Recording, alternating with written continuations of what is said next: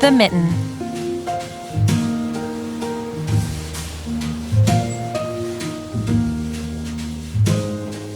It was a cold and windy winter morning.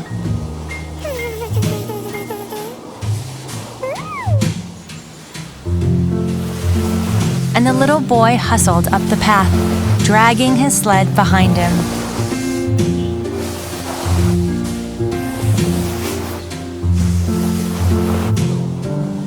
He was dressed for snowy adventures. From his knit cap, to his warm boots, to his 2 soft mittens, which hung from his sleeves on a piece of string, so he wouldn't lose them.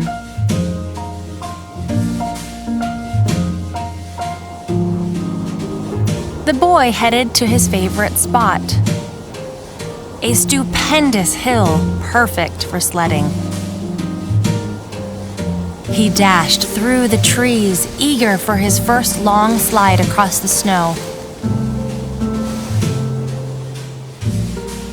But as he jumped over the stone wall at the top of the hill, one of his mittens caught on a low branch. The boy was going so fast he barely felt the small tug of the mitten before the string gave way. He was out of sight and down the hill before his mitten even hit the snow. All was quiet. Then, tiny, shivering mouse darted out from the stone wall, saw the cozy mitten, and crept right in. Soon, Bunny hopped along.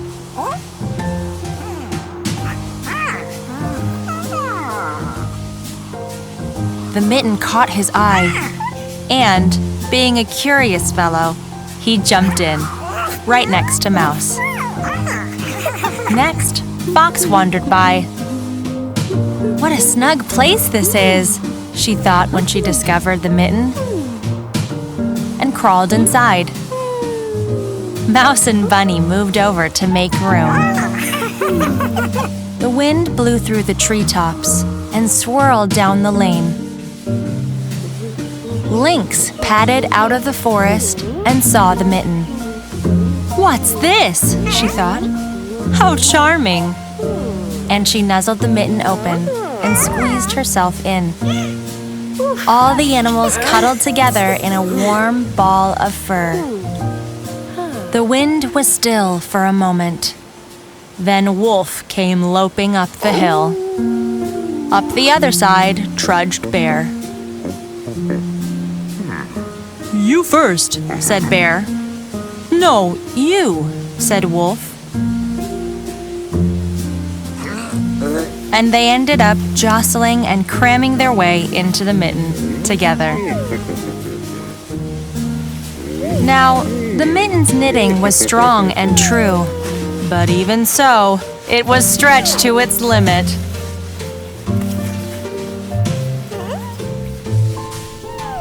Poor Mouse was at the bottom of the pile. "I need more room," he thought, and found a nice soft spot right on Bunny's belly. He wiggled his whiskers happily, which tickled Bunny's tummy. Bunny started to giggle and twitch, and his ears tickled Fox's chin. Fox snickered and shifted her tail, which brushed against Lynx's paws. Lynx chuckled and rolled onto her back, her fluffy tufted ears making Wolf's muzzle twitch. Wolf howled with laughter.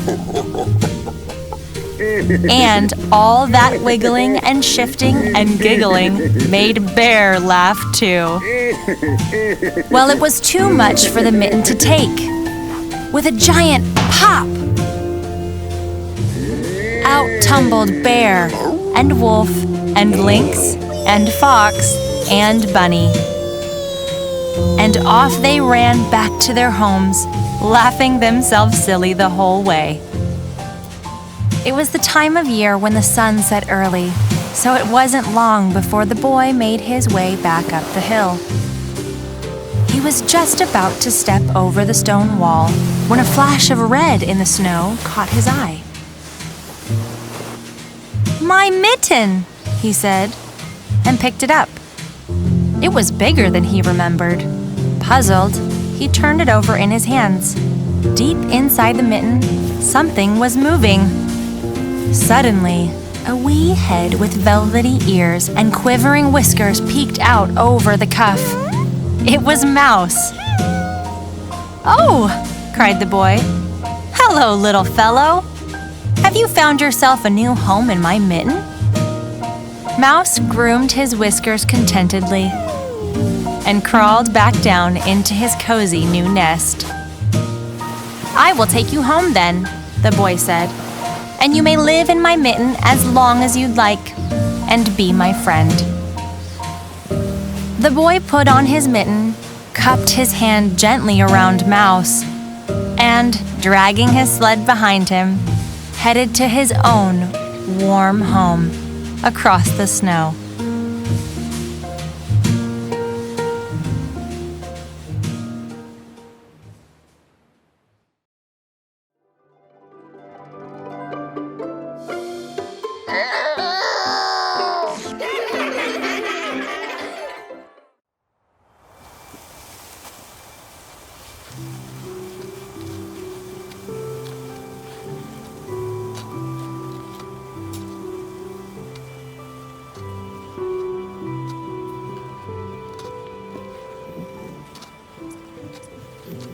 Over and under the snow.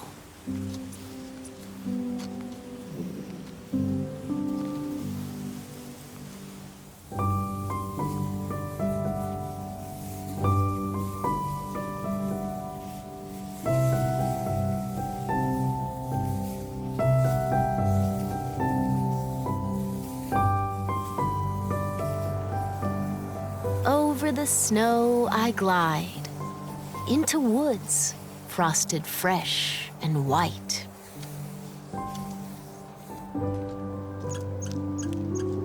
Over the snow, a flash of fur. A red squirrel disappears down a crack.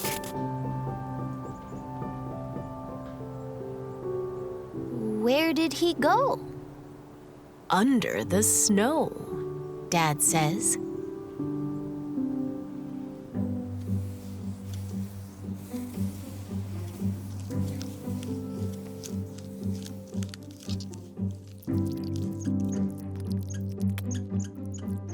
Under the snow is a whole secret kingdom where the smallest forest animals stay safe and warm.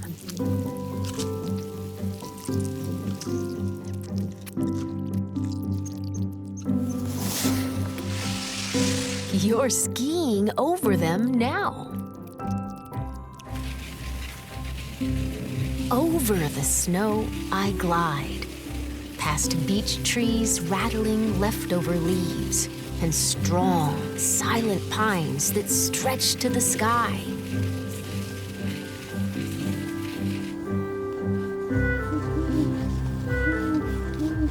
On a high branch, a great horned owl keeps watch.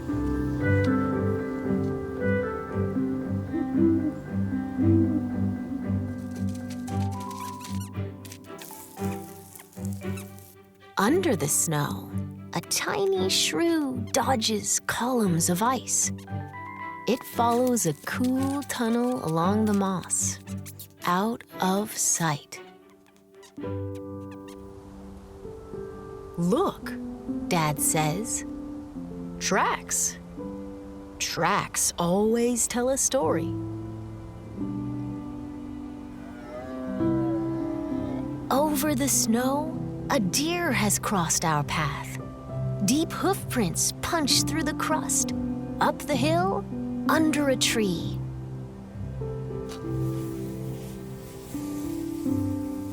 An oval of melted snow tells the story of a good night's sleep. Under the snow, deer mice doze. They huddle up, cuddle up against the cold in a nest of feathers and fur.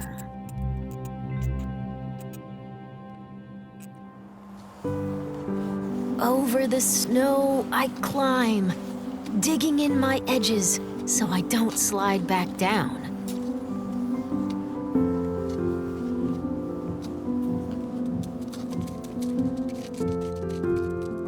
Under the snow, voles scratch through slippery tunnels, searching for morsels from summer feasts.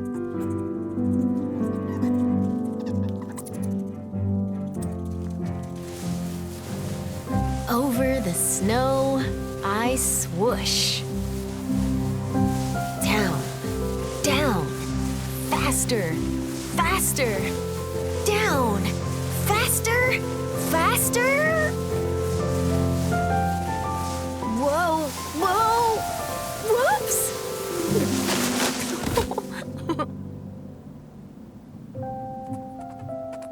Under the snow, a snowshoe hare watches from a shelter of spruce.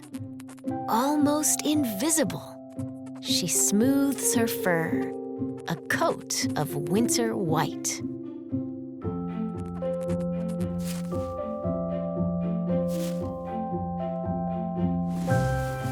Over the snow, I glide, past reeds where tadpoles play tag in springtime.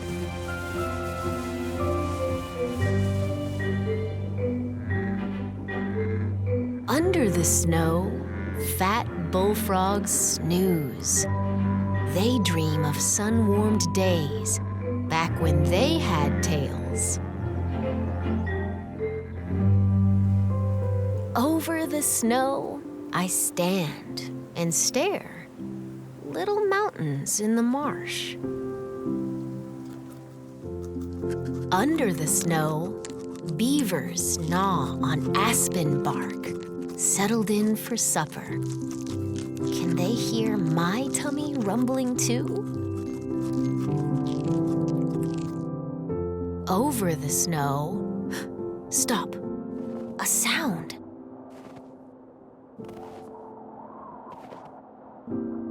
We stand like statues carved in ice, till a bushy-tailed fox steps from a thicket, tips his ear to the ground, listens, listens, listens still, and leaps out onto the snow after an invisible dinner.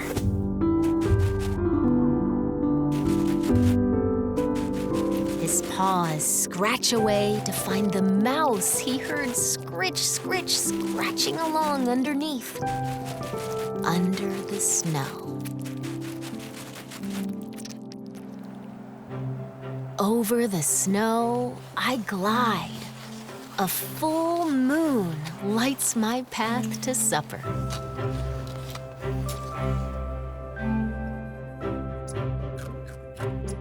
Under the snow, a chipmunk waits for a meal. Bedroom, kitchen, hallway. His house under my feet.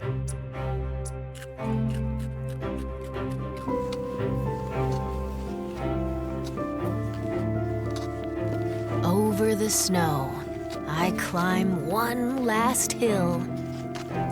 Bonfire smoke rises. Warm hands, hot cocoa, hot dogs sizzling on pointed sticks. Under the snow, a black bear snores, still full of October blueberries and trout.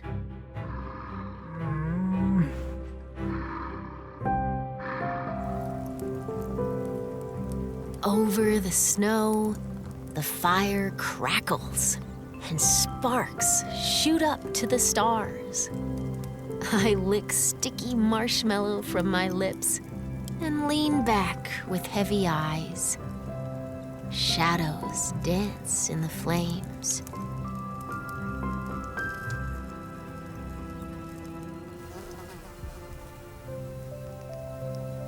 Under the snow, a queen bumblebee drowses away December, all alone.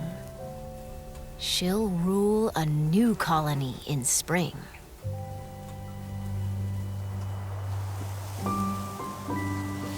Over the snow, I glide home on tired legs.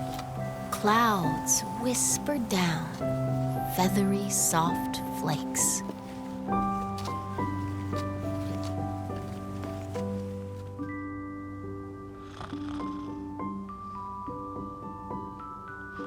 Under the covers, I snuggle deep and drift into dreams of cuddling deer mice and slumbering frogs, hungry beavers and tunneling voles, drowsy bears and busy squirrels, and the secret kingdom under the snow.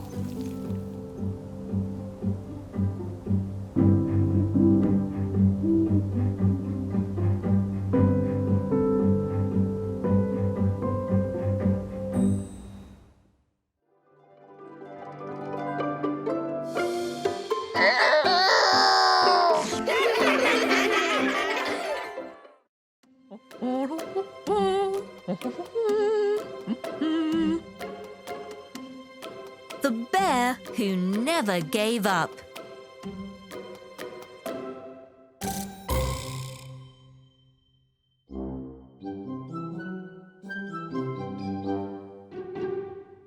Ooh.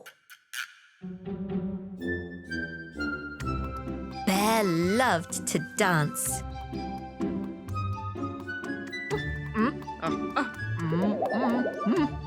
He practiced in his bedroom every day.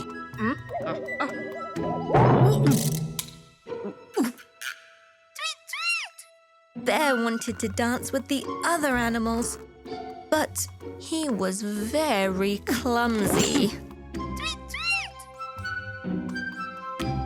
Bear tried ballet. Thud, thud, stomp. But all the giraffes just laughed at him. Bend, whirl, twirl. You're not graceful enough for ballet, they mocked. So Bear tried breakdance. Break, break, break.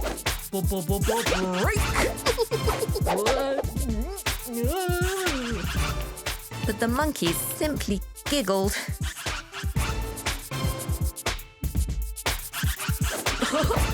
You're not bendy enough for breakdance, they sniggered. What a clumsy dance treatment!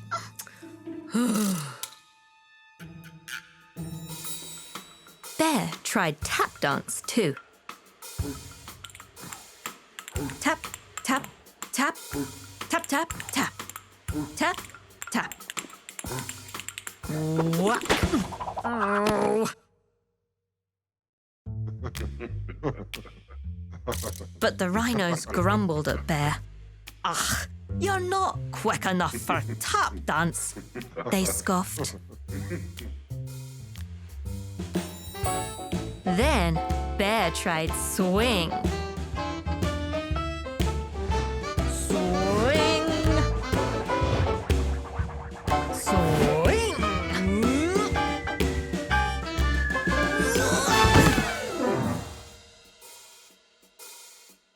But Zebra wasn't happy.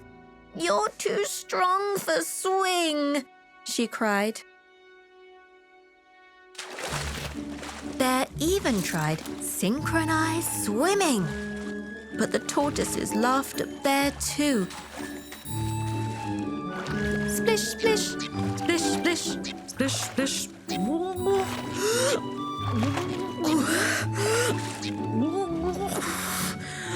Splish, splash. poor bear couldn't seem to do anything right.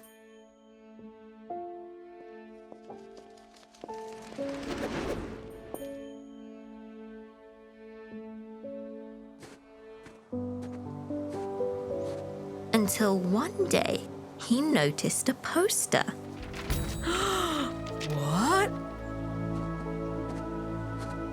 First ever ice skating competition for bears only. Join now. Pond in the Woods, 12 Oak Street. Tweet, tweet, tweet!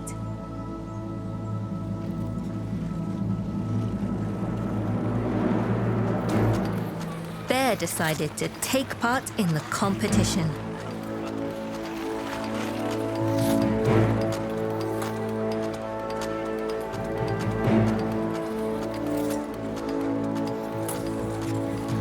When the day came, he was very nervous.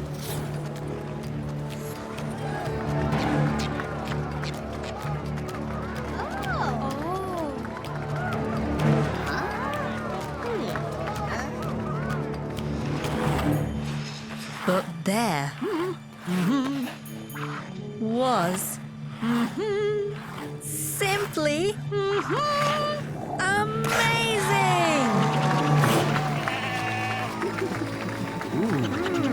The judges loved Bear's dancing. Well done, Bear. 10. Hurrah! 10. Hooray! 10. 10 out of 10, they cheered.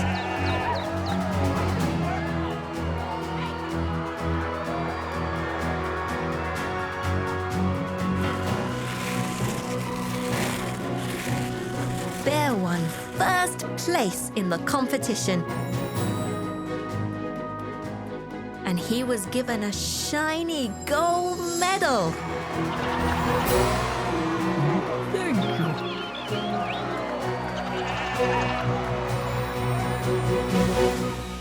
Slide. And all the other animals learnt that dancing on ice, wobble, skip, was not easy. Whistle at all. Whoops!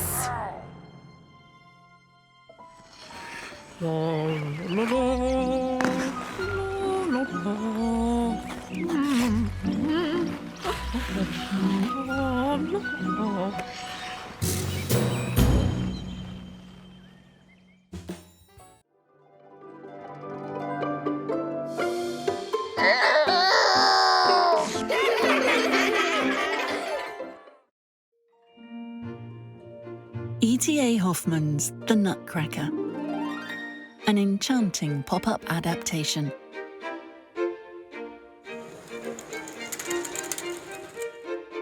Everything about Christmas Eve was good. The sights, the sounds, the smells.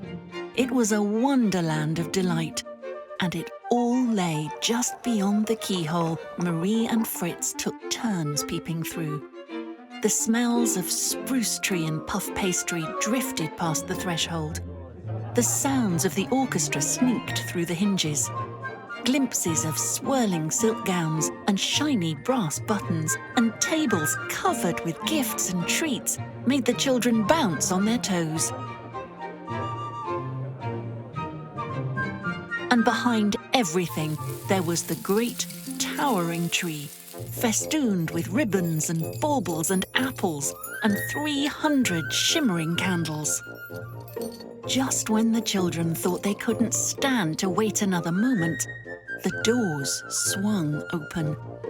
Fritz darted into the ballroom, heading straight for a table piled with gifts. Marie hesitated, savouring the music and the glorious sight of the party, then joined her brother. Their godfather, Judge Drosselmeyer, towered over his gifts, including a clockwork castle with tiny moving figures and an army of horses and soldiers, which Fritz grabbed up and set into battle formations. Again, Marie hesitated, eyes searching the table. Godfather Drosselmeyer smiled at her mysteriously, then reached inside his cloak and drew out a curious wooden doll. The doll was smartly dressed, with buttons and trim much like that found on the jackets of the men dancing around them. He had a domed cap and glossy boots, and his hair curved round his face, which held a curious expression, a wide-eyed, pleading grin that Marie felt immediate sympathy for. Judge Drosselmeyer reached into his cloak again, and this time pulled out a walnut. He placed the nut in the doll's teeth, then pulled a lever at its back, and crack! The walnut split into 2 perfect halves. Marie was entranced. She reached for the Nutcracker and hugged it to her heart. Fritz soon caught sight of the Nutcracker and insisted on a turn with him. He ran for the treats table and dug out the largest nut in the dish, a giant black nut with a shell like stone. He wrenched the Nutcracker open, shoved the nut in, and slammed the wooden jaw shut. Crack! But this time, it wasn't the sound of the nut cracking open. This time, it was the sound of splintered wood. The Nutcracker's jaw had broken. Marie flew to the toy, scooped him out of Fritz's hands, and tucked herself into a quiet corner behind the boughs of the Christmas tree. She pulled a ribbon from one of the gifts and tenderly bandaged the Nutcracker's broken jaw. She rocked him in her arms and sang bits of nursery rhymes and lullabies, until eventually she herself fell asleep under the tree. Marie's dreams were stormy and strange. She saw 2 queens, one human and the other a mouse, arguing bitterly. She saw a beautiful baby turned into a goggle-headed creature.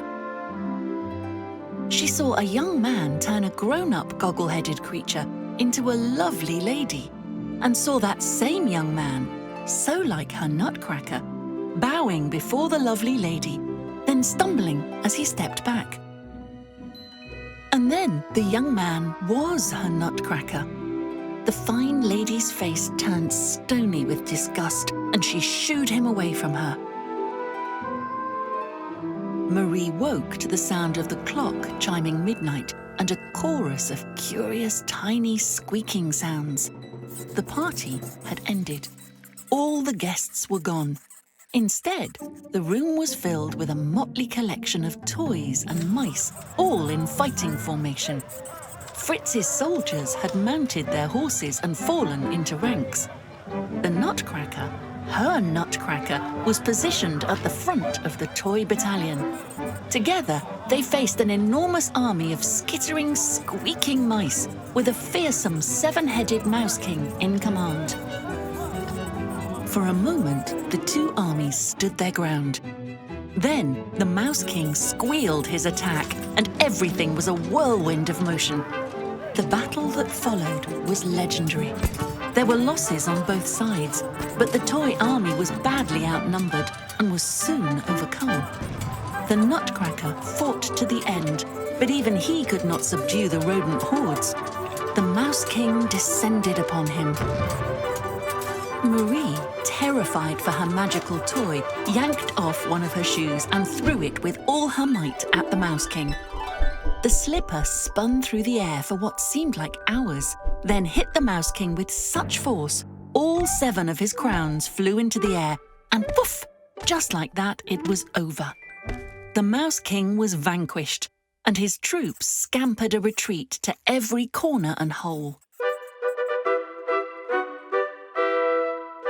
What a cheer arose in the ballroom that night. The Nutcracker reached his hand to Marie, and taking it, she found she was suddenly not even as tall as he was. The tables and chairs were like mountains and cliffs around them, and the dolls smiled down at her. The soldiers marched into 2 lines and made an arch of their swords, and the Nutcracker led her deep under the boughs of the Christmas tree.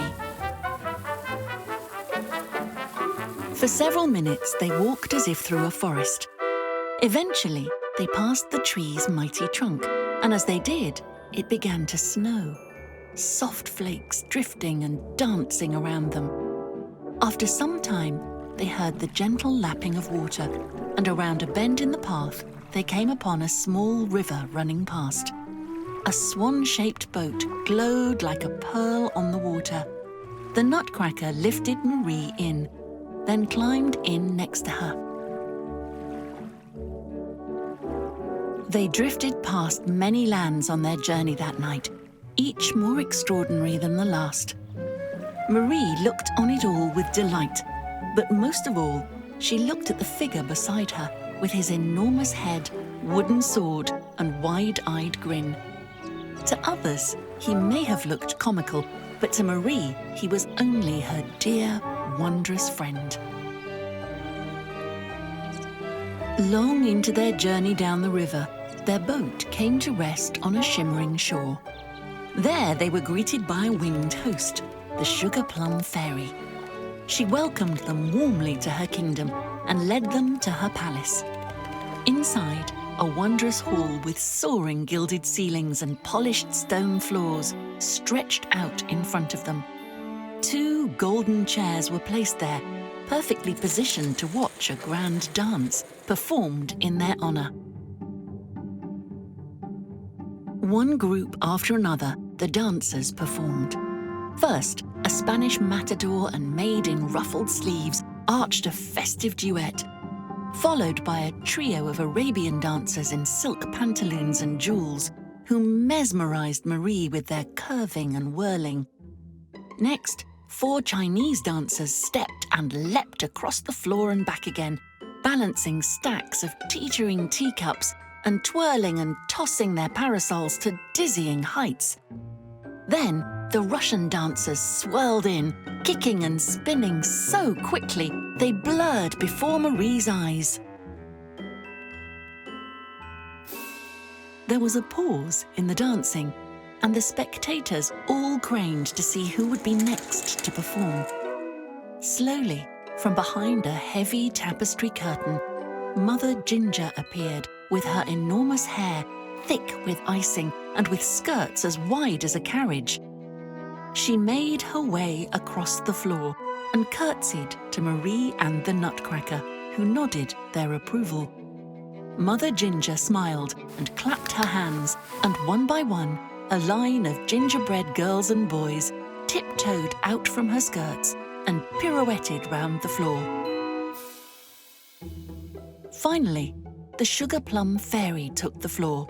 Flowers streamed into the hall and clustered around her in a perfect bouquet. All was quiet. Then the sound of a distant music box drifted in. The fairy began to dance. She floated in front of them, spinning shapes in the air, and the flowers wove patterns around her. The air around her shimmered with magic, and the Nutcracker took Marie's hand and held it tightly. In an evening filled with lovely things, this was the loveliest of all. Marie turned to the Nutcracker and whispered, "You are more dear to me than anything." The air continued to shimmer and sparkle, and Marie looked with wonder all around her, and then at her beloved Nutcracker, who shimmered so hard she blinked, then blinked faster and faster and faster. Blinking, Marie woke up to sun streaming through the tall windows of the ballroom, right into her eyes. She was still in her corner, behind the boughs of the tree. She'd slept there all night. Marie glanced up and was startled to see Godfather Drosselmeyer looking down at her with a laughing grin. He had just arrived and was in his hat and cloak. He winked at her, then stepped aside to reveal another person looking down upon her. Marie's breath caught could it be true? It was the young man from her dream, the one so like her Nutcracker. But he was real and smiling shyly at her. Godfather Drosselmeyer's eyes twinkled as he introduced the young man, his nephew from a distant land down a long and winding river. Marie hesitated for a moment, then laughing flew up and hugged the boy fiercely. She was so happy to see her dear friend come to life. In the years that followed, Marie and the young man became inseparable and grew up to meet all sorts of curious people. They explored kingdoms and forests and oceans and mountains. In fact, they had every adventure imaginable in that mysterious distant land down the long and winding river. But that's a story for another time.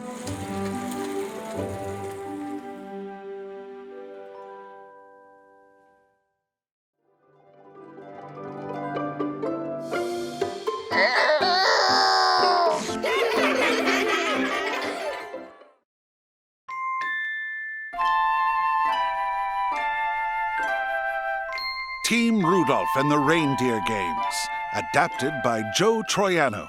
Chapter 1, The Reindeer Games. Santa looked at the map on the wall of his shop. South Pole at the bottom, North Pole at the top. So many good children, he said, scratching his head, all waiting for me, all asleep in their beds. So many places to go, so many places to stop, so many chimneys and stockings and towns and rooftops. I need to fly faster and further each Christmas Eve day. I need to find 8 great reindeer to pull my sleigh. Santa sat by his fireplace watching the flames, going over the list of good girls' and boys' names, when an idea came, and Christmas Eve would never be the same. The idea that came was the Reindeer Games, a day of activities, a challenge, a test, a friendly competition to find the best of the best. Santa would watch the games that day and then pick the 8 that would pull his sleigh.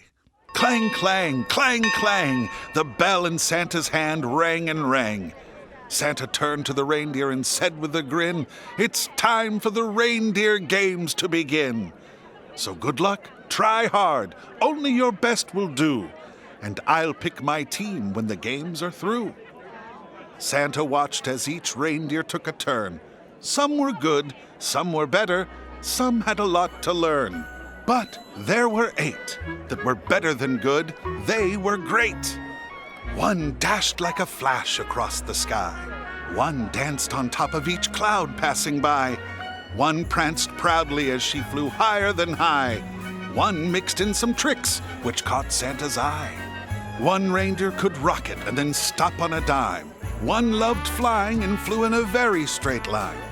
One's hooves roared like thunder whenever he'd climb.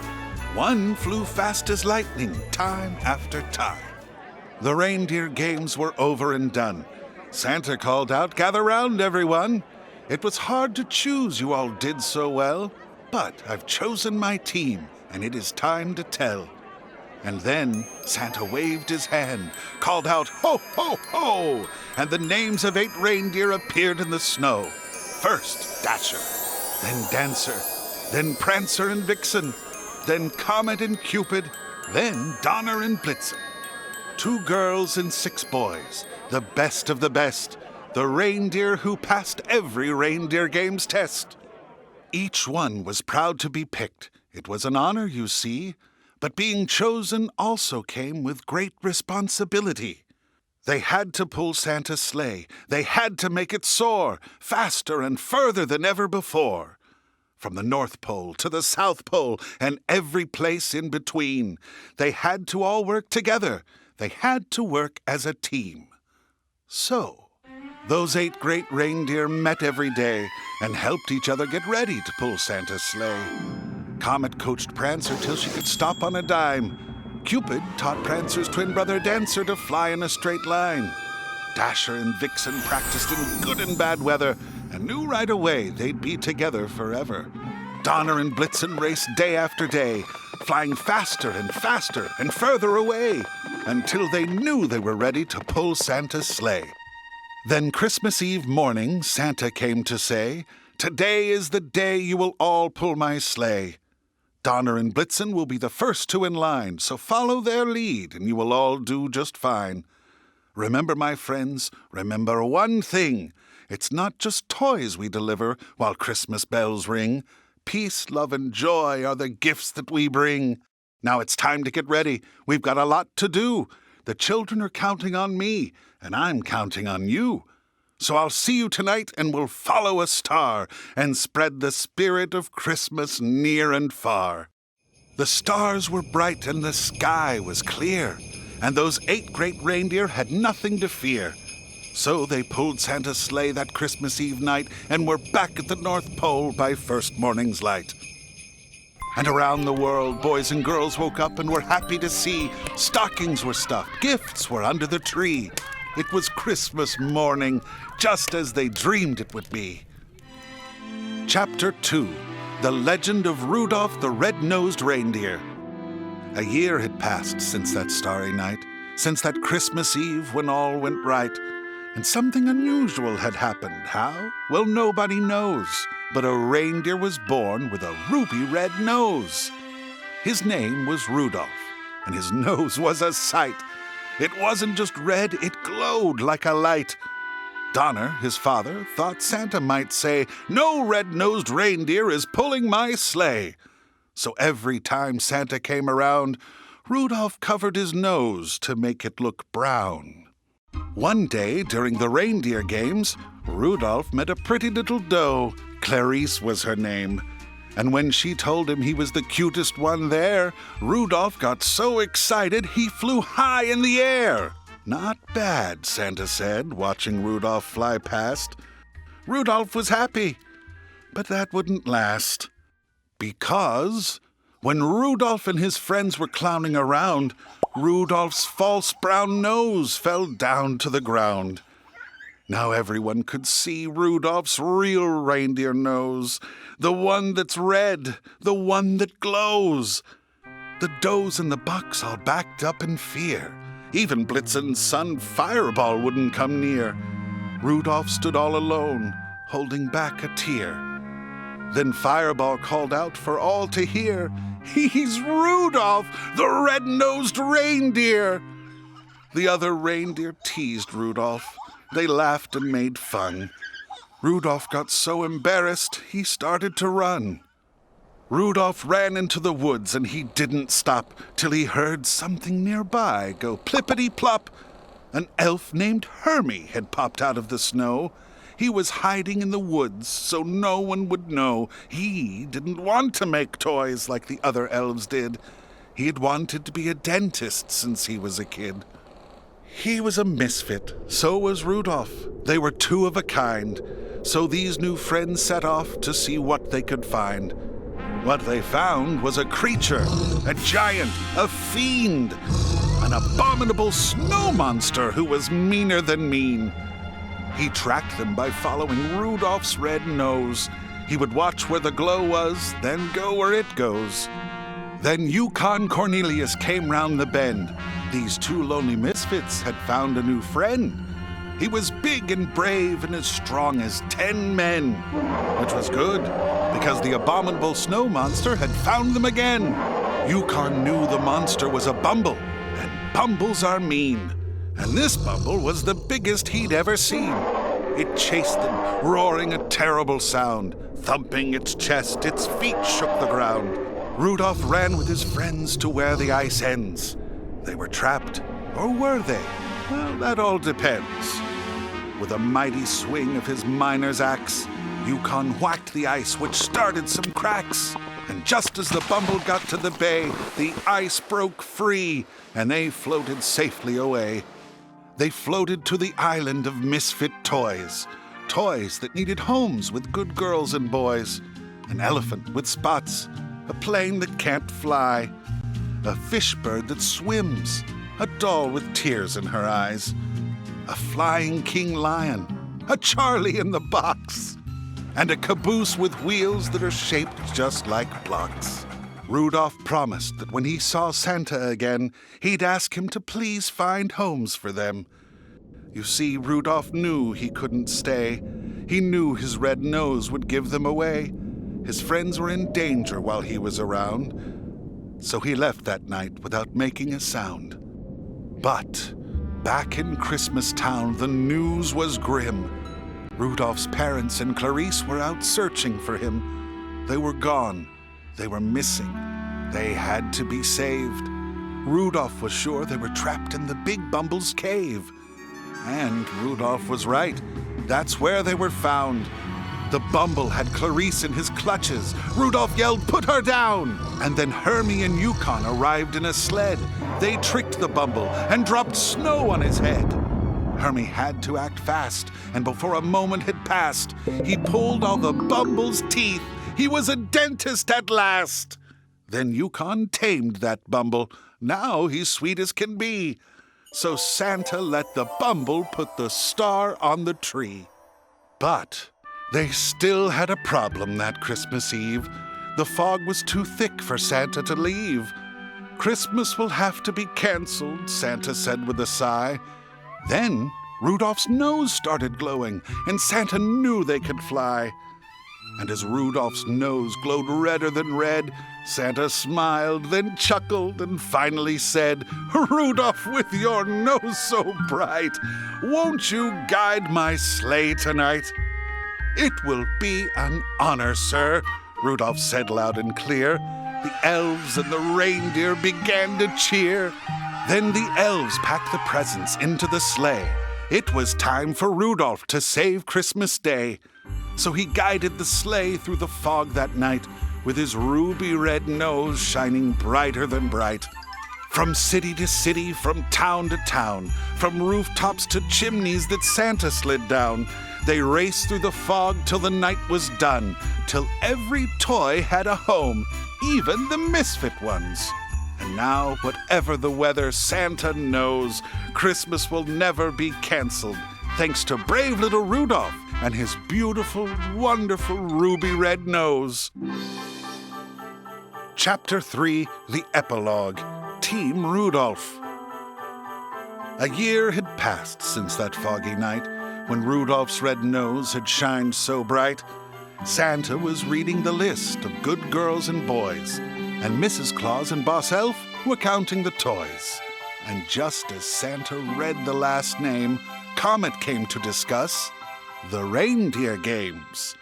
"I was wrong last year," Comet said. "Wrong as rain. I should have let Rudolph join in the games. This year will be different. Different, I say. Every buck, big or small, can join in and play." "And the does," Mrs. Claus said, "they can do what bucks do. And the elves," said Boss Elf, "and the misfit toys, too. And the Bumble," said Yukon, bursting in through the door, "because this Bumble is humble now, not like before." "Okay," Santa chuckled, "consider it done. The reindeer games are for everyone. Bucks and does and elves and toys, and humble Bumbles and good girls and boys. Anyone and everyone can join in the fun. Just do your best, and you've already won." "We'll all join Team Rudolph," Santa said, filled with pride. "We'll all work together. We'll all play on one side. We'll treat everyone as members. Treat everyone as friends. Treat everyone with kindness that just never ends. Because just like the snowflakes that fall Christmas Day, we are all different and amazing in our own special way. So come one, come all from near and far. Come shine your light as bright as a star. Come celebrate the amazingly wonderful you that you are." So Dasher and Dancer and Prancer and Vixen, Comet and Cupid and Donner and Blitzen all joined Team Rudolph that snowy December. You can join too, if you always remember to shine your light as bright as it goes. Shine bright, so everyone knows you're as special as Rudolph and his ruby red nose. The end.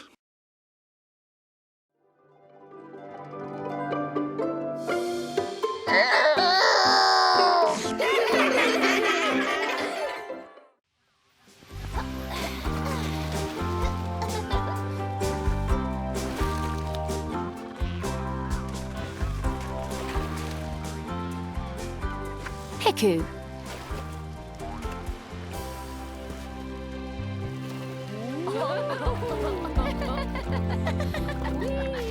Hiku, a little penguin, was feeling grumpy one morning.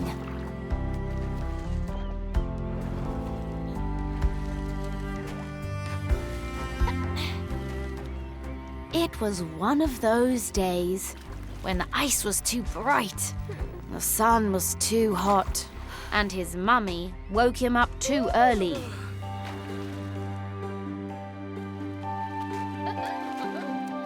Don't forget that all of our family are visiting today, she reminded him.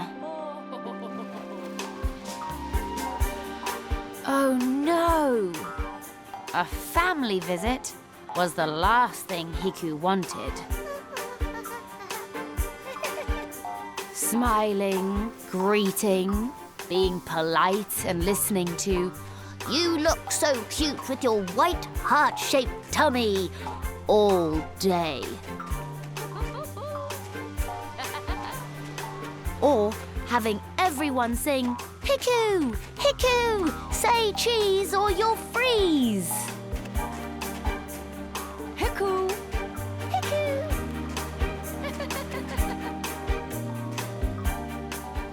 Hiku! Hiku!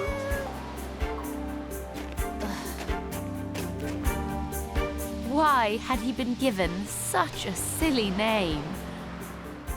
"I want to be alone," grumbled Hiku.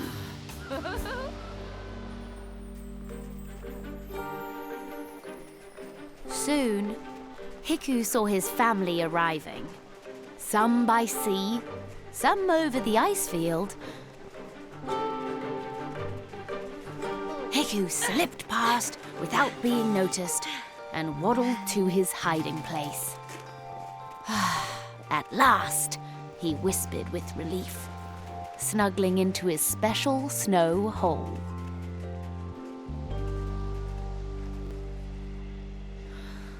It's so nice to have some peace and quiet, thought Hiku. But very soon, he grew bored and lonely. Sitting in his hiding place, Hiku started to think of some happy times that he had spent with his family.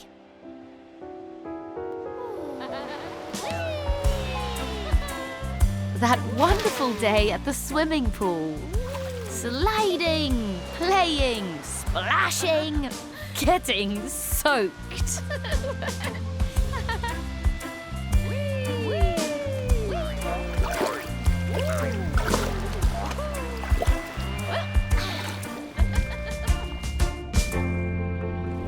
Diving deep underwater, searching for lost treasures.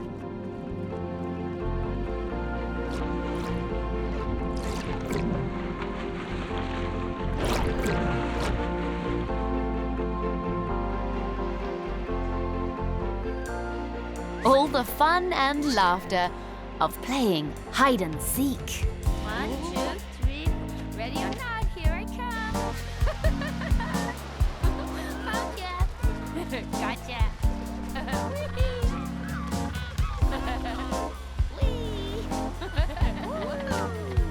Climbing and performing acrobatics at the adventure park.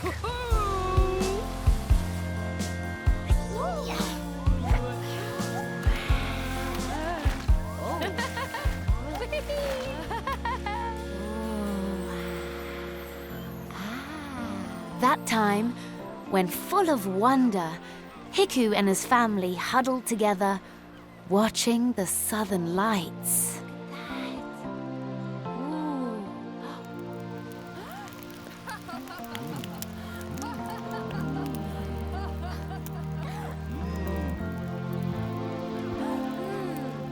And those evenings in front of the blazing fire, grilling fish and listening to scary stories.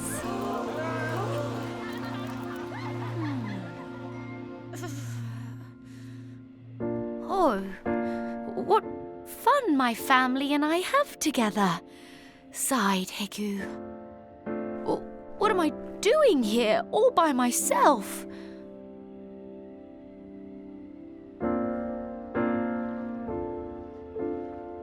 I hope it's not too late.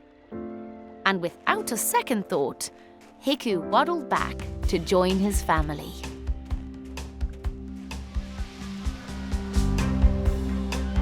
Hiku arrived just in time for the family photo.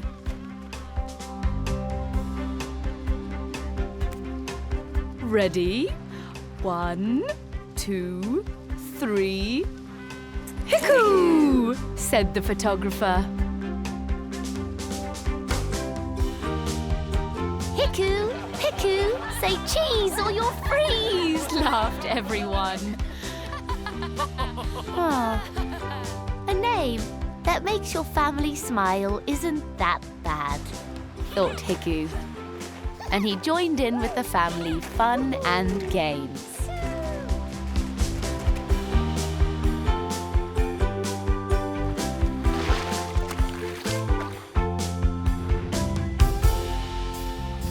Say goodbye, Hiku.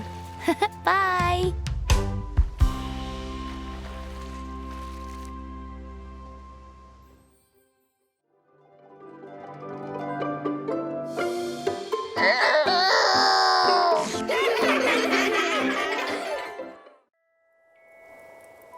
Arctic Christmas, a very cool pop-up book.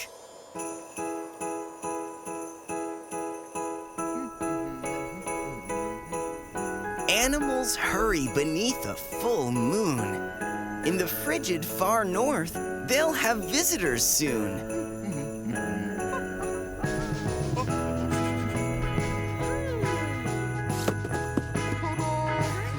Walrus bakes cookies, and Ermine wraps gifts for dear southern friends braving icebergs and drifts.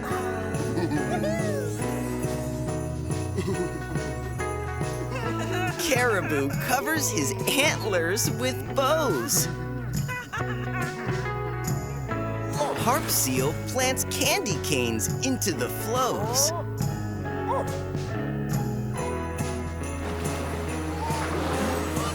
Beluga and humpback resurface and blow, delivering sea stars from deep down below.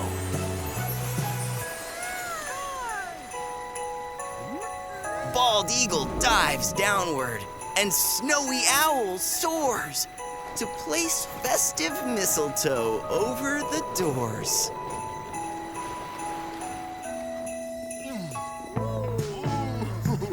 Fox lights the lanterns so skaters can see.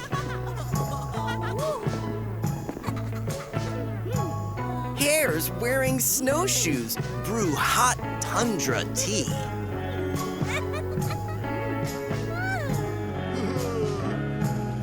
Then polar bear cheers. Penguins float into view. They're in time for the tree trimming party. Wahoo!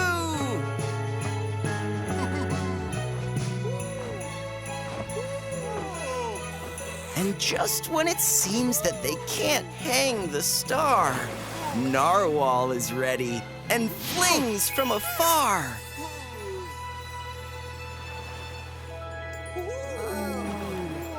All gather together to watch northern lights add shimmering holiday magic at night.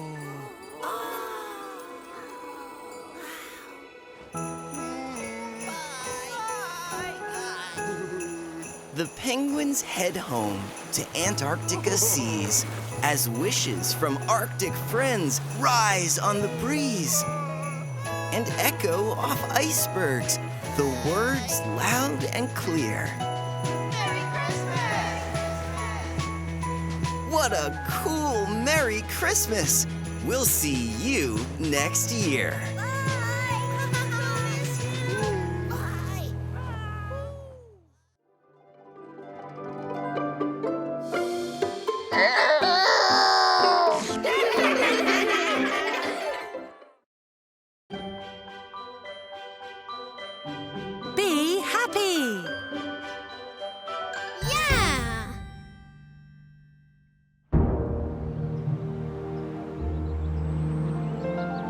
One day, Little Bear looked up at Mummy Bear and said, When I grow up, what will I be?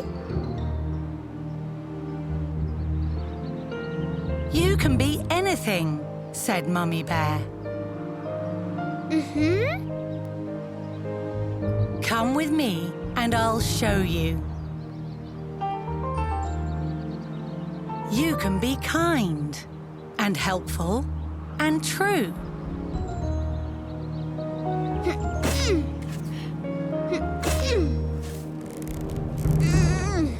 You can be strong in all that you do. Come on, almost there. Yay! All right. You can be fast and race to the top.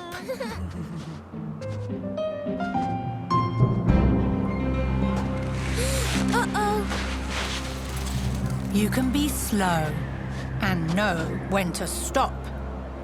Oh my! Tickle, tickle, tickle!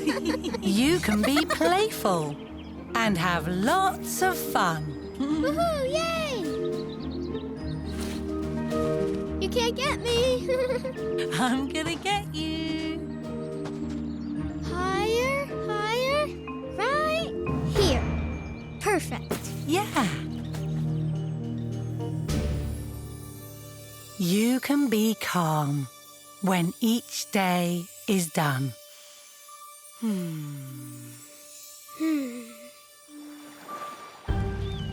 You can be brave and try out new things. I don't know. Go on, you can do it. You can be honest, whatever life brings.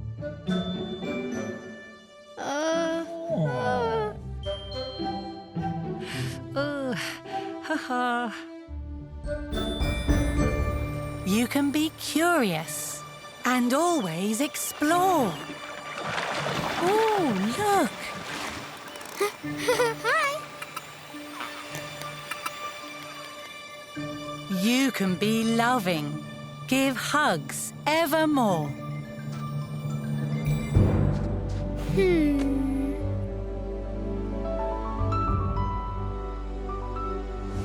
Even better than this, anytime, anywhere,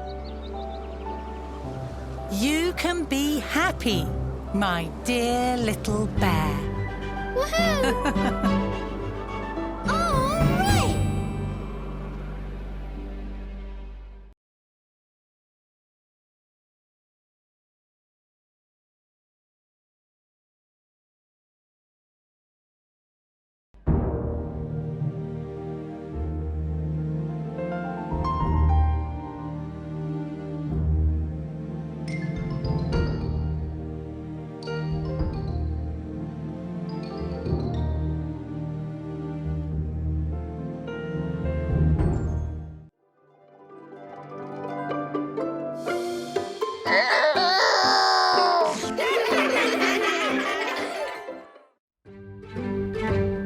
Christmas train.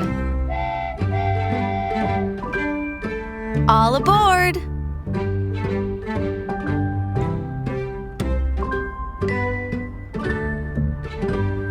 All aboard the Christmas train! Hold your ticket tight. We'll count our way from 1 to 20 all throughout the night.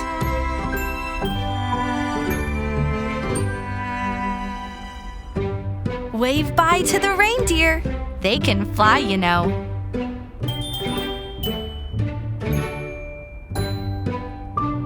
Get some cocoa. Grab a seat. All right now, here we go.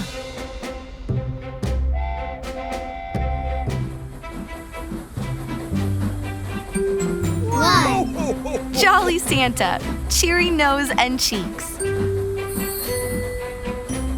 2. Clever elves, making toys for weeks. 3. Christmas trees, sparkling spruce and pine. 4. paper packages tied with festive twine. 5, Tasty houses made of gingerbread.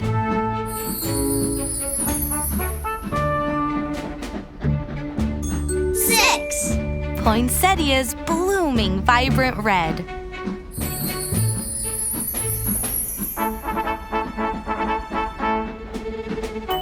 7, Colored balls wrapped for girls and boys.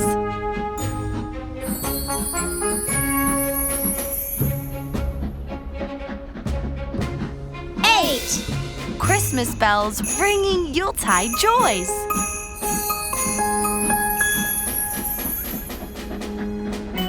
9, Sugar plums, sweet for children dreaming.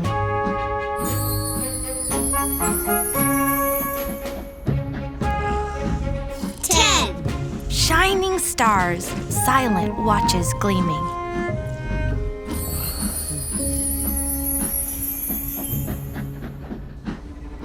11, Bits of coal make a man of snow.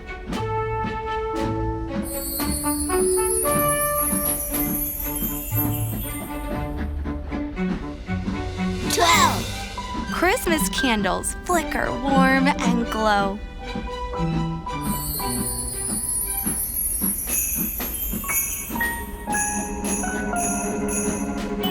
13, Candy canes striped with red and white.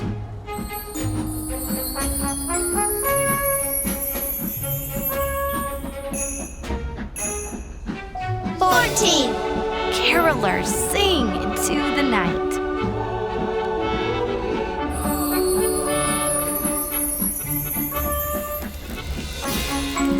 15, Stockings hanging by the blaze.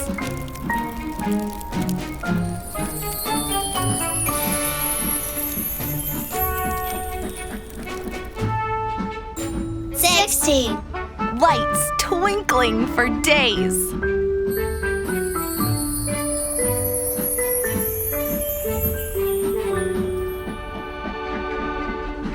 17, Candies, chocolates, nuts, and sweets.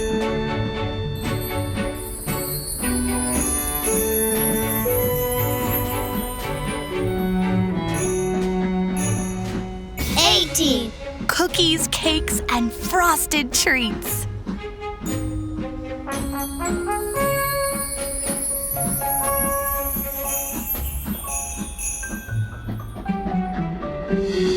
19, Children, nice as nice can be.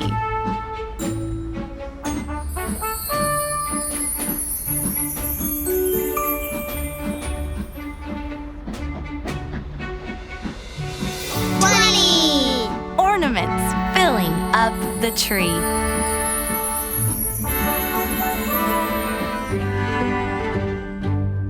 1, 2, 3, 4, 5, 6, 7, 8, 9, 10, 11, 12, 13, 14, 15, 16, 17, 18, 19, 20. Hip hip hooray!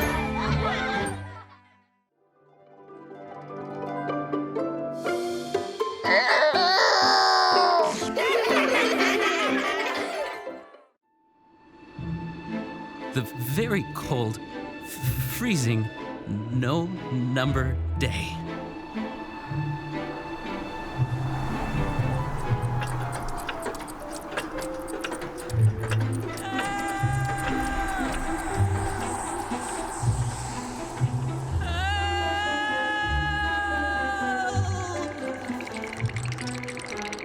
Oh, you're numb. No one's counting. We've been forgotten. Left out in the cold. No birthdays? No growing? No clocks? Unless we warm up, time stops. Quick, help warm us up. count every number on this page and see what happens next. 1, 2, 3, 4. Look at that! The ice has melted, and we're a checkered mix of blue and green. We've stopped shivering, and new grass is growing. Keep counting. It's working. 5, 6, 7, 8. Amazing! We're sunshine yellow, and all kinds of things are sprouting. If you trace us gently and count us aloud, we'll warm up even more. Give it a try. 9, 10, 11, 12.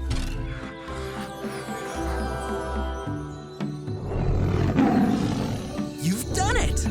We're tiger-striped orange. This time, after you count us aloud, give us a gentle blow of warm air. Just to see if it helps. 13, 14, 15, 16. Oh my! Here's an idea. Try all 3. Do you think you can count us out loud, trace us with your finger, and blow on us softly? Try it and see. 13, 14.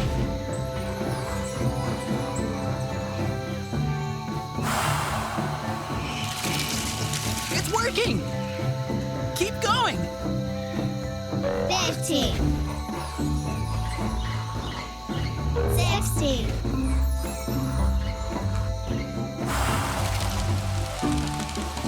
You did it! You did it! We're red hot! You saved us all from a very cold, freezing, no-numbered day. Hooray! 1, 2, 3, 4, 5, 6, 7, 8, 9, 10, 11, 12, 13, 14, 15, 16, 17, 18, 19, 20!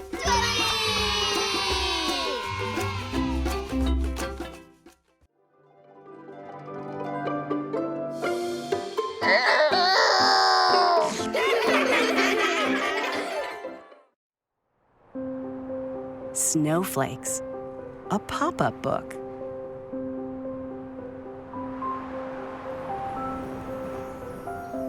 Most snowflakes have 6 sides.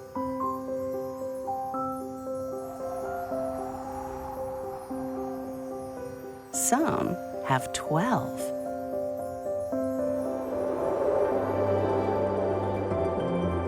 Snowflakes and the Snowflake Man. The first person to photograph a snowflake in 1885 at the age of just 19 is also the person who first recognized that no 2 snowflakes are alike. Wilson A. Bentley, now known as the Snowflake Man, looked at snow crystals through his microscope and was amazed that each revealed a masterpiece of design. Through his photographs, he was able to share these masterpieces with the world.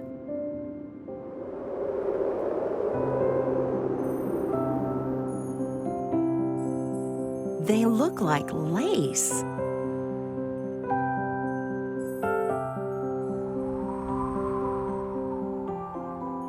And fine-cut jewels falling.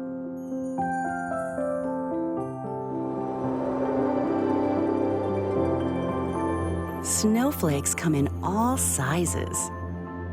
Most of the snowflakes Bentley saw in his home state of Vermont were tiny, formed by combinations of snow crystals, each created by water vapor, condensing into droplets and freezing on a speck of dust in the atmosphere, and growing as more droplets condensed around it. The largest snowflake in recorded history fell in Montana in 1887, measuring 15 inches wide and 8 inches thick.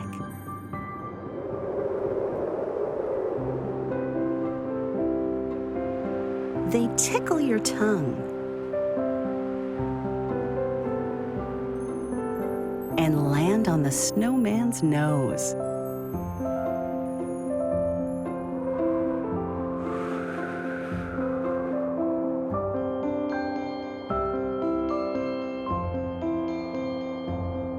Watch their miracle before they melt.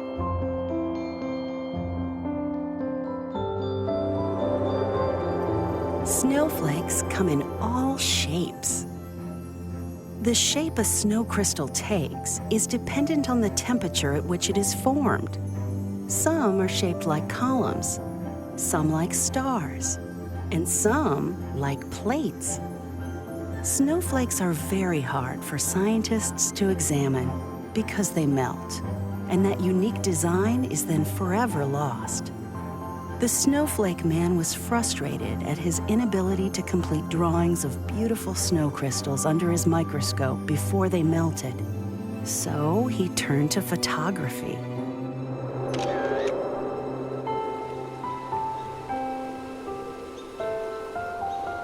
All snowflakes are beautiful.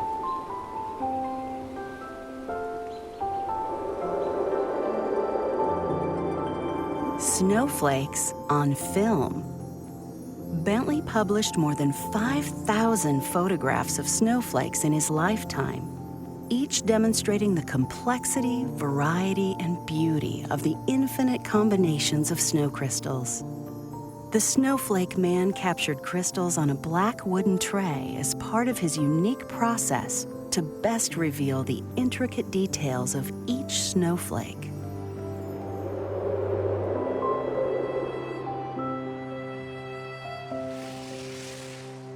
Each one is unique, just like you.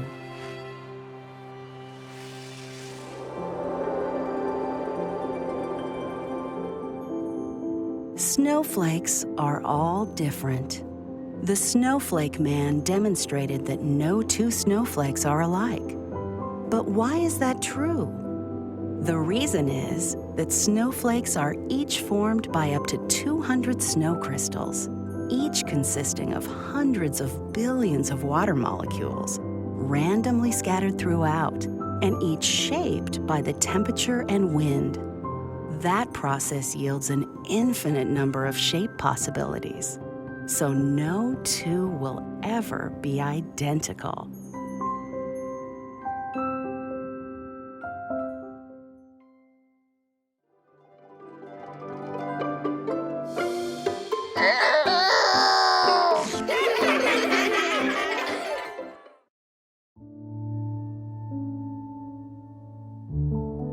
Before we sleep.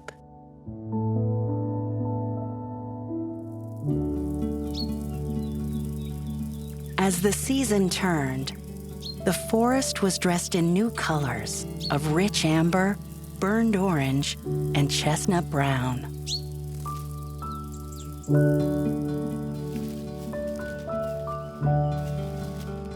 Little Red the Fox was happy because now it would be much easier to hide.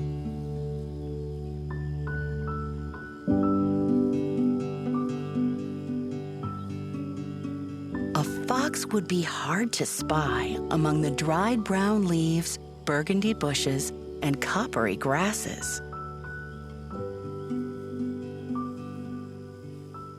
Only in the open meadow would Hazel the Dormouse be able to catch sight of Little Red.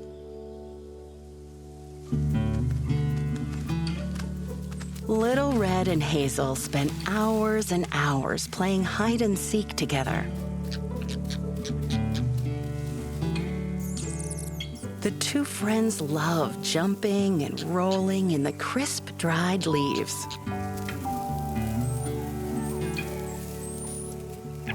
They loved the rustling sound. "The leaves are laughing with us," said Hazel joyfully.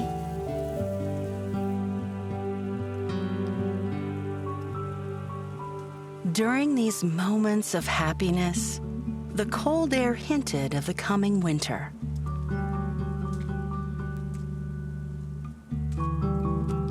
Little Red felt a tinge of sadness. For Red, the smell of winter meant one thing: loneliness.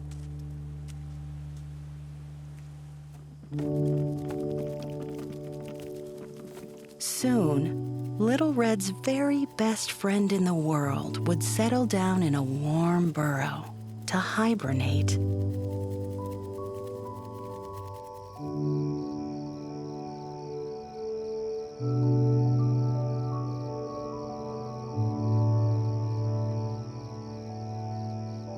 Hazel, perhaps this season you will sleep less, said Little Red hopefully, trying to sound cheerful.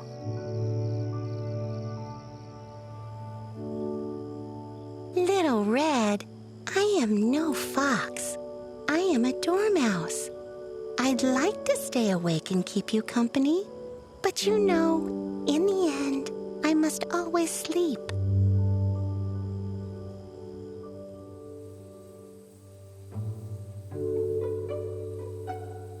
So Little Red started to think of ways to keep Hazel from falling asleep. What if I could make the sun stay high? Then winter would not be so cold.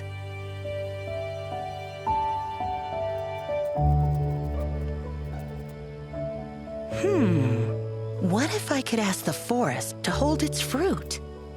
Then there would be food all winter long. What if I tickled Hazel to stay awake? Then we could play and play.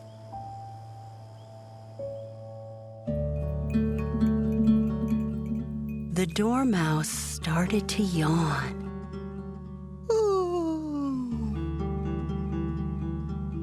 Hazel, I want us to stay together forever, pleaded the friend.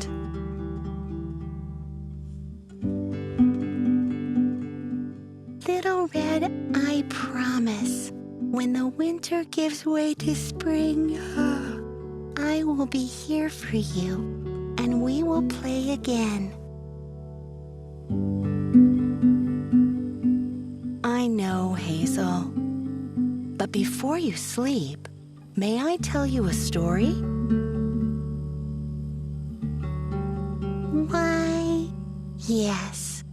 Oh, as long as it is short, replied Hazel sleepily, with head nodding and eyes closing.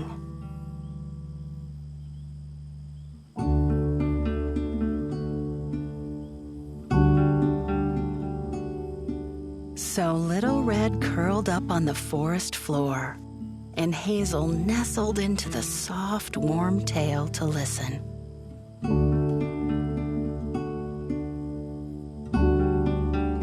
But before a word of the story was spoken, the two friends had fallen fast asleep together.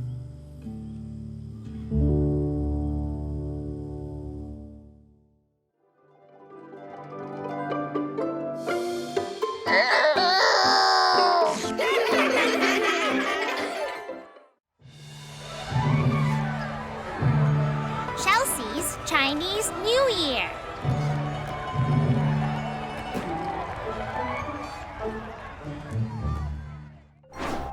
Chapter 1. Getting Ready. Hi, I'm Chelsea. My family is getting ready for a big holiday. It's called Chinese New Year. Dad says it is China's most important holiday. Some people celebrate it in the United States too, like me. Whew, we sure are busy right now. We're cleaning last year's bad luck out of our house. Then we're going to buy new red clothes. Dad says red is for good luck.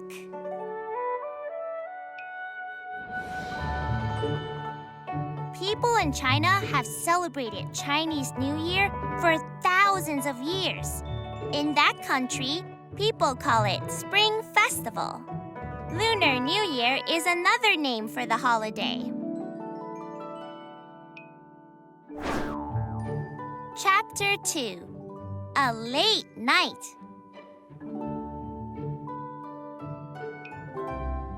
We've worked hard to get ready. Now it's the night before Chinese New Year. Even kids get to stay up really late tonight.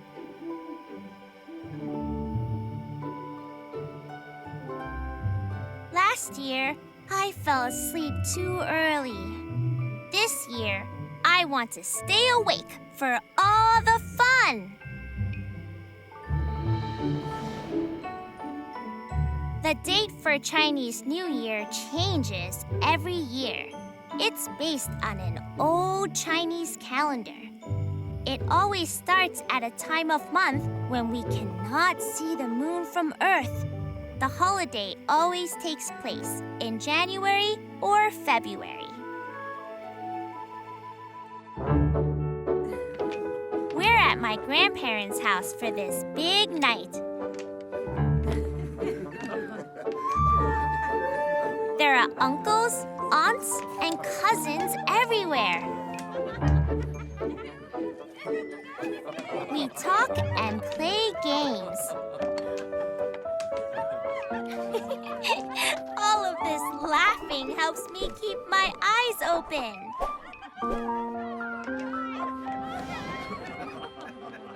Family is the most important part of Chinese New Year. Some families also honor the gods and their ancestors. Ancestors are family members from long ago. Some people show honor by praying. Some people put out offerings of food.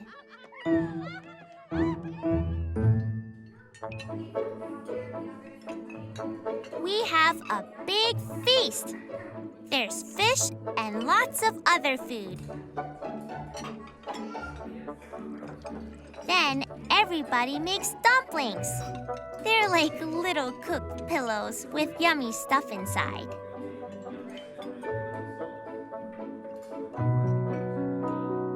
I can't wait to eat them at midnight.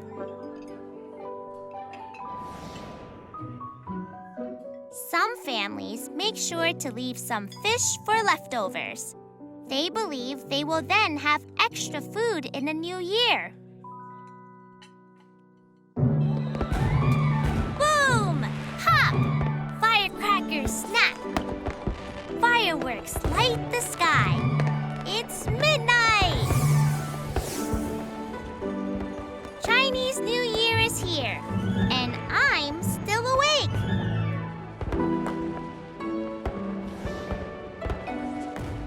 People tell different stories about how Chinese New Year started. One story tells of a monster named Nian. Nian showed up at New Year's time. But people learned how to scare Nian away. The monster was afraid of loud noises and the color red. Chapter 3: Still more fun! I finally fall asleep.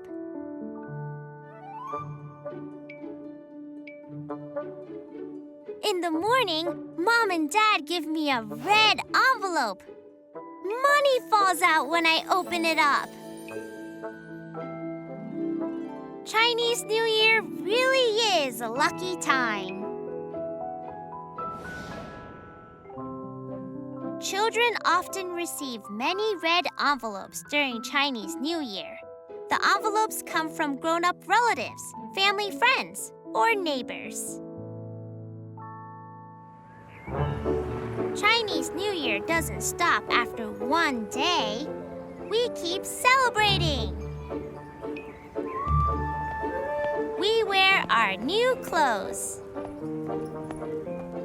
We take presents to friends and family. We try to be very good. This starts the year out right.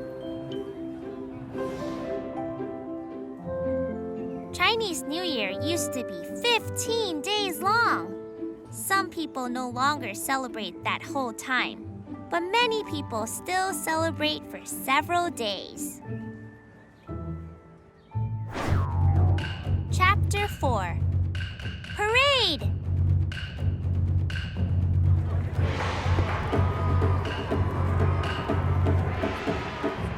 Chinese New Year ends with a big parade. My favorite part is the dragon. Dad says dragons are lucky too. Many Chinese men moved to California in the mid-1800s. They brought the Chinese New Year celebration to California. In modern times, the city of San Francisco has a big Chinese New Year parade each year. The parade's dragon is over 200 feet, 60 meters long.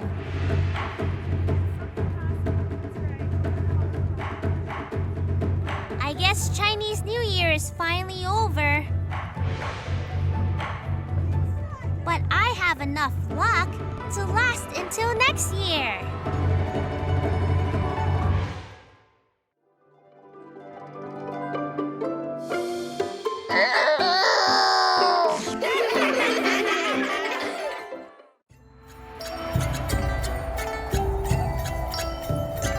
PoPo's Lucky Chinese New Year.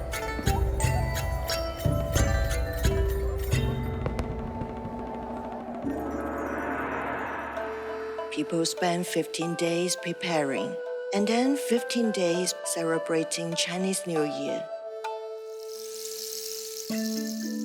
Chinese New Year is like Thanksgiving, Christmas, and New Year's Day all bundled together. PoPo came all the way from China to celebrate with us in America. She says Chinese New Year is a time for new beginnings. Making sure we have a lucky New Year is serious business. PoPo is here to help me. Do not carry dirt out the front door, because that means a family member will leave. Swish, swish. PoPo says I need to sweep out the bad luck before the new year comes. I sweep the dirt toward the middle. I carry it out the back door. I also sweep out my crying baby brother. PoPo says I'm naughty. So I sweep him back in and rub his big Buddha belly.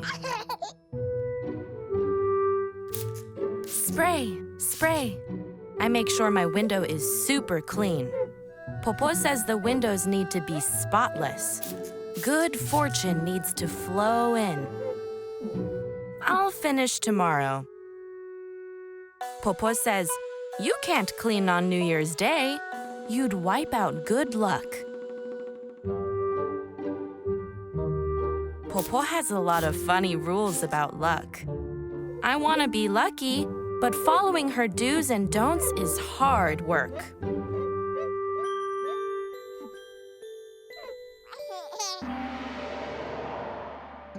Do open the windows and doors at midnight to allow the old year to live. Drip, drop, PoPo gets my bath ready. She reminds me to wash my hair. I'll wash it tomorrow. PoPo says, your good luck will wash down the drain along with the soapy water. I want good luck. I wash my hair 3 times.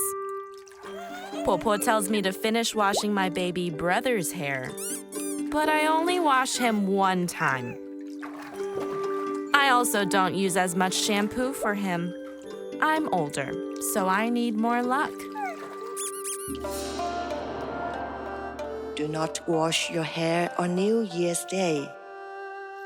Sizzle, sizzle. PoPo makes a whole chicken so that our family will stay together. She prepares a fish with the head and tail still on, so we'll have a good beginning and a good ending. It'll also help make our wishes come true. I cross my fingers. This adds extra American luck. Do cook and eat lucky foods. The last dish PoPo makes is noodles. I want to break my noodles in half. PoPo says noodles should be long and unbroken, like life. I eat 2 bowlfuls of my long noodles. I eat my baby brother's noodles too. I want to live forever. Do hang red and gold banners and paper cuts to ensure a flow of good luck and to invite in good spirits. Snip, snip. Red paper and gold ribbons surround me. I'm busy making and pasting Chinese paper cuts. PoPo bought a special sign from Chinatown that says, Fu. It's the Chinese word for luck. She puts this on her door. She says, I'm going to hang this upside down. The Chinese words for upside down sound like arrive. So this means luck has arrived. Do not sleep on New Year's Eve. Your parents will live longer lives. Sip, sip.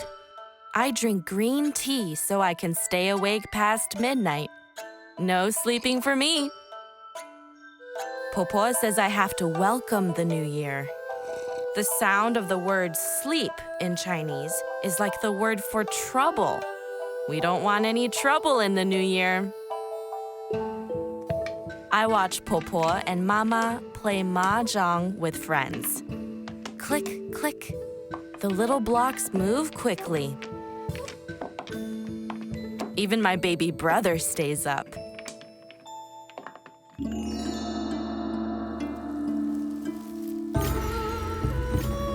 It's finally here. It's Chinese New Year's Day. Gong hei fa choi. Happy Chinese New Year. I make a ruckus running around the house.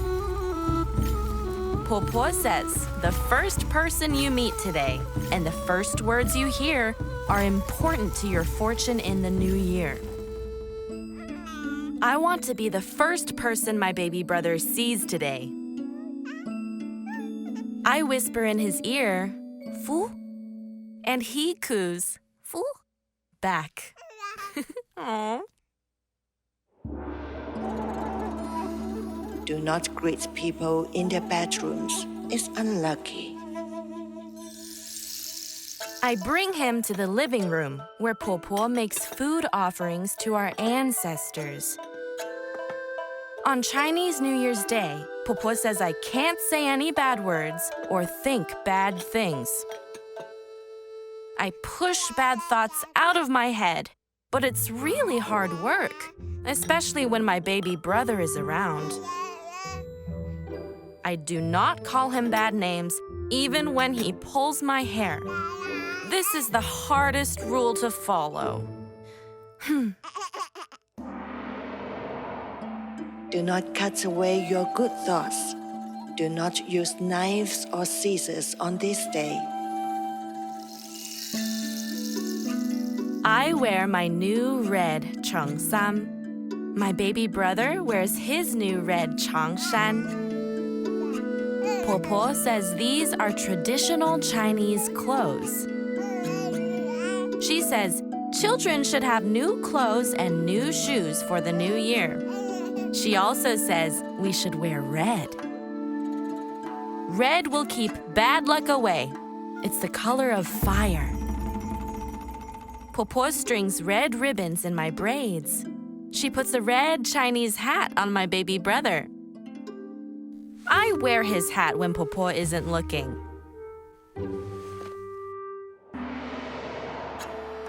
Do wear red. It scares away bad spirits and monsters. Do not use the number 4. In Chinese language, the character for 4 sounds like the character for death. I fill a small plate with 4 almond cookies. PoPo adds 4 more. 4 is unlucky, but 8 is lucky. She counts everything. She adds or subtracts to avoid the number 4. My baby brother has 4 teeth. I draw an extra tooth for him and tape it to his mouth. PoPo says evil spirits will make an exception for baby teeth. I tape it to his diaper just in case. Do make loud noises. The firecrackers, dragon dances, and gongs scare away the evil spirits. Pow, pow! I throw tiny firecrackering snaps on our front doorstep to keep out the evil spirits. Pow, pow! At the parade in Chinatown, I help the dragons chase away evil spirits. I throw the loud snaps at their feet. PoPo says only big girls can do this. My baby brother has to wait until he's older. I throw extra snaps for him. Do keep the leaves and stems on fruits and give those to married people. It means they will have a long marriage. Doje, doje. Thank you. PoPo and I hand out oranges to family and friends. We're giving them happiness and wealth. I eat a couple because I want to be happy and rich. I eat more because I want to be super happy and super rich. PoPo tells me to give oranges to Mama and Papa. I use my brand new red marker to write them a card. PoPo almost has a heart attack. No red ink. I thought red was lucky. PoPo says, writing in red ink means you want that person to go away. I think about writing a card to my baby brother in red ink. He spilled his lunch all over my cheongsam. I take it back. No bad thoughts. Cha-ching! My favorite part of Chinese New Year is getting the lai si. These are lucky red envelopes. PoPo says Mama and Papa have to give lai si to little children, unmarried family members, and their own parents. Lai si have crisp, brand new dollar bills inside. I'm glad I'm not a grown-up because I don't have to give away any lai si. From all my relatives, I have a mountain of red envelopes. PoPo says I have to put them under my pillow so I won't have bad dreams. Do give children to lai si because PoPo says happiness comes in pairs.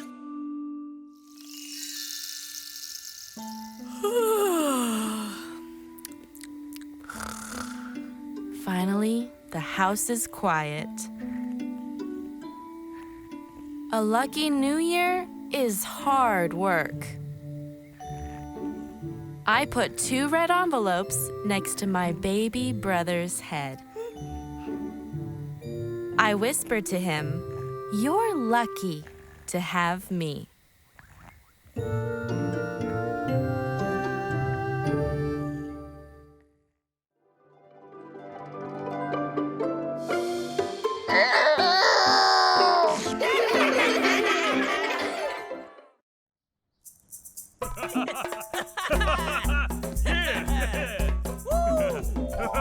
Kevin's Kwanzaa.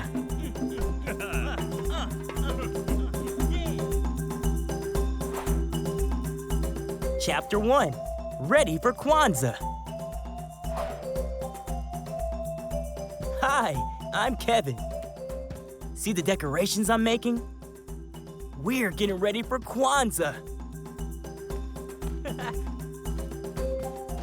That's a special holiday for my family.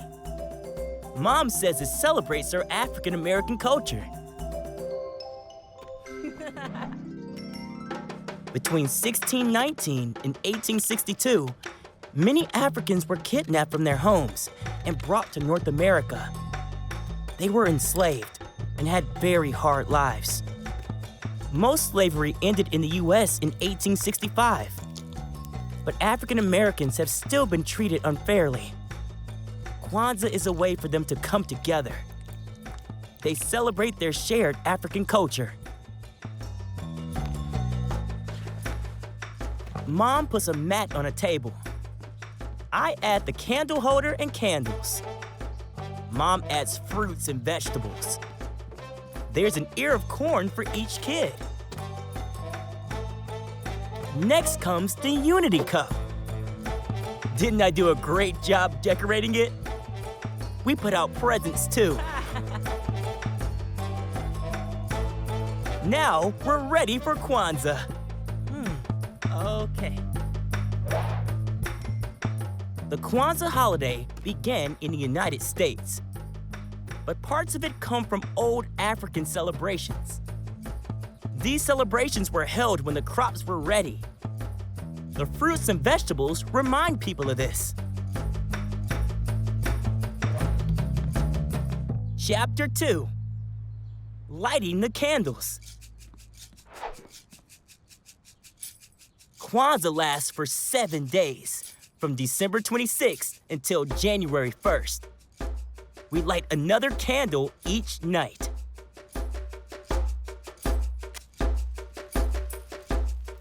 I can hardly wait for my turn. It's on the last night. Whoa. Grandpa goes first. Look at Granddad.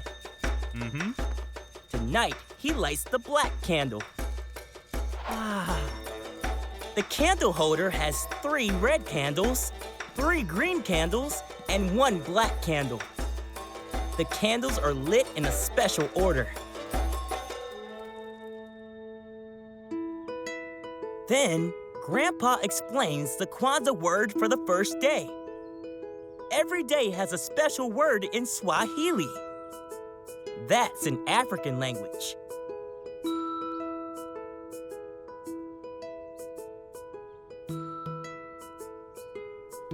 Grandpa's word means unity.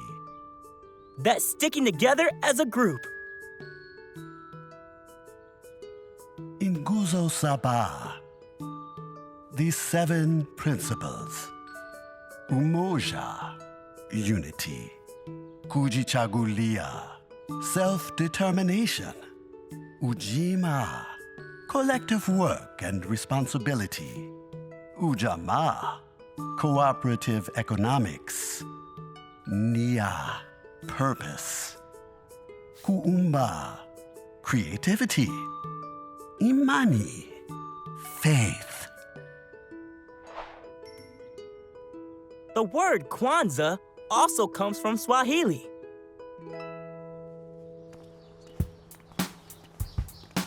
Grandpa says sticking together is why Kwanzaa began. A man named Dr. Malana Karenga created Kwanzaa in 1966. He wanted to bring African Americans together. He wanted them to feel proud of their shared African background. Hey there. I guess it worked, because I sure feel proud. Hi, Kevin. Dr. Kuranga created Kwanzaa during the Civil Rights Movement. This was a movement in the U.S. during the 1950s and 1960s. African Americans gained many protections under the law during this time.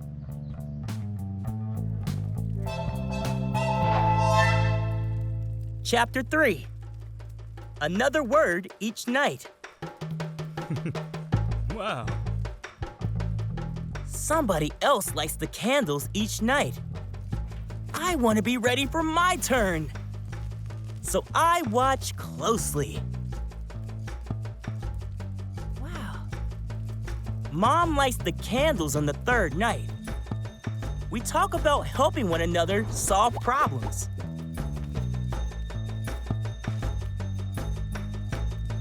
Mom says maybe we can work together on my messy bedroom problem.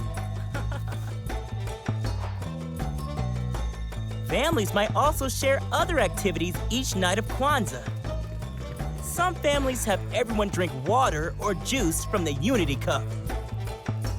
This is fun. My brother lights the candles on the 5th night. We talk about setting goals to help our community. Right now, I have 2 goals. I want to grow up to be a teacher. And I want to light the Kwanzaa candles. Most people who celebrate Kwanzaa live in the United States. They are part of the African American community. But people in other countries also celebrate. They usually come from an African background. Entrees. Anyone like some entrees? The 6th night of Kwanzaa is my favorite. We go to a big party every year. I boom boom with the drummers. I stomp stomp with the dancers. Stomp stomp stomp stomp stomp. I eat and eat. Boom boom boom. Stomp stomp stomp. The word for the 6th day means creativity. Creativity is an important part of Kwanzaa. People make their own decorations. They make Kwanzaa presents for one another.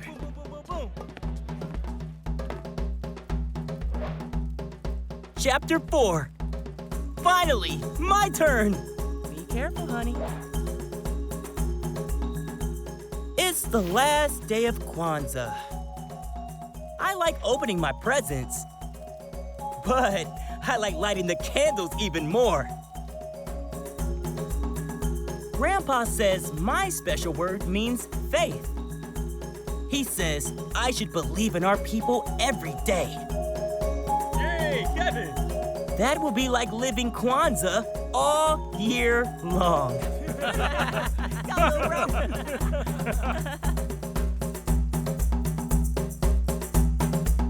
The end.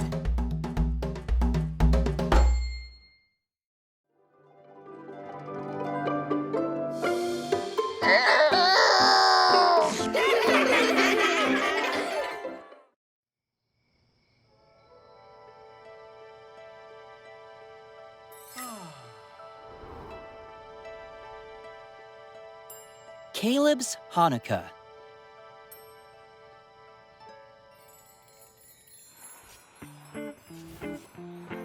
Chapter 1.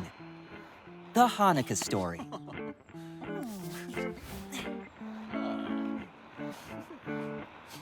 Hi, I'm Caleb. See this dreidel I'm spinning? We play a game with it for Hanukkah. That's a Jewish holiday. It starts tonight, so I'm practicing. This year, I really want to win.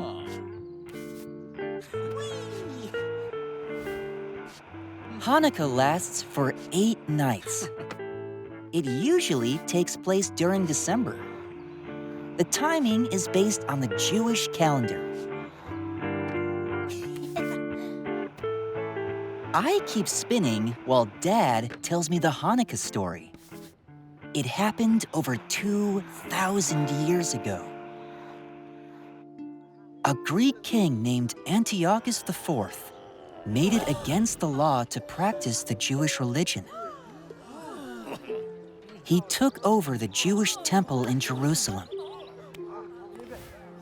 Hanukkah began in the city of Jerusalem. It is in the country now called Israel. In modern times, Jewish people all over the world celebrate Hanukkah. Some Jewish people fought back. Their army was much smaller than the king's. But they beat the king's big army. They took back their temple. They were free to practice their religion. The Jewish people were not supposed to study their religion, but they got together to do it anyway. Sometimes the king's soldiers saw them studying in groups. Stories say the Jewish people then pretended they were just playing dreidel. Dreidels helped them keep their secret. Chapter 2. A miracle happened. Dad says the Jewish people cleaned the temple so they could use it again.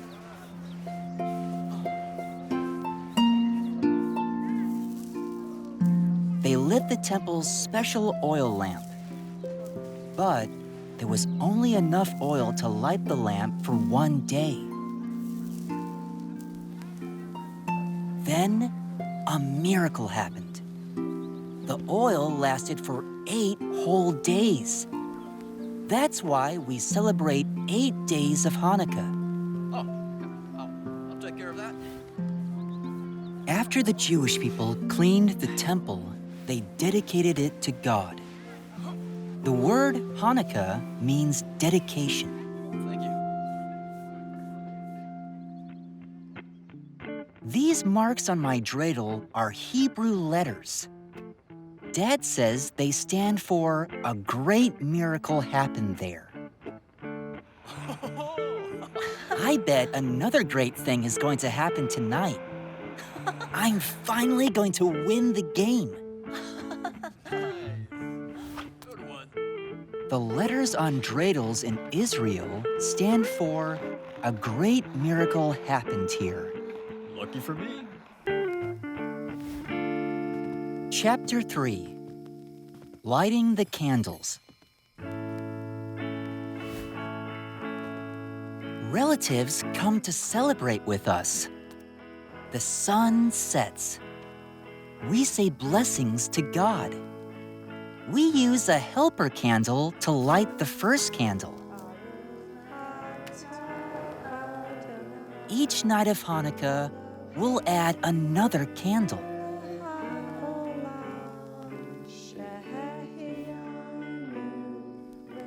Hanukkah is also called the Festival of Lights. People light the menorah each night. It holds a candle for each day of Hanukkah, plus the helper candle. Families often put their menorah in a window. They want everyone to see it. We sing together. Then the kids get Hanukkah gelt as presents. That's money. Some of the coins are chocolate. Some of the money is real. I'll share some of mine. I'll give it to people who need it more than I do.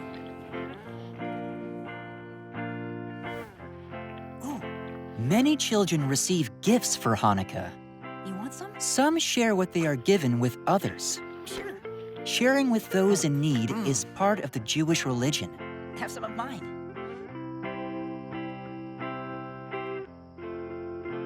Then we eat the latkes. Those are potato pancakes. We always have them for Hanukkah. They're so good. Mom fries them in hot oil.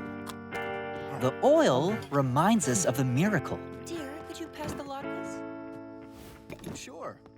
People in Israel usually eat jelly donuts instead of latkes. I'll have some. Donuts are fried in oil too. Thank you. Nicely done, honey. Chapter 4. Dreidel Time. Finally, it's dreidel time. We all take turns spinning. I win a big pile of chocolate coins. I'll share those too. That's right, Caleb. You should share with everyone. People use coins, chocolate, and other items as game pieces in dreidel. Players take turns spinning. Nice. The Hebrew letter that lands up tells what happens next. A player might have to put a game piece in the middle. Or he or she might win everything from the middle. The one to get all the pieces is the winner. There are 7 more nights of Hanukkah. That's 7 more nights of dreidel to help us celebrate. All right. If you don't have Vooks, then what are you waiting for? Vooks is kid safe, it has storybooks that are brought to life, and third, it's fun. I like to read books about fantasy and love. I tell other kids to get books because it's full of stories and laughter. I'll read it on the go, in a car, in a plane, even in a train. I've never been on a train. Don't wait around. Ask your grown-up to download books now. You'll be glad you did. Thanks for watching. For more stories, try the Vooks app for free today.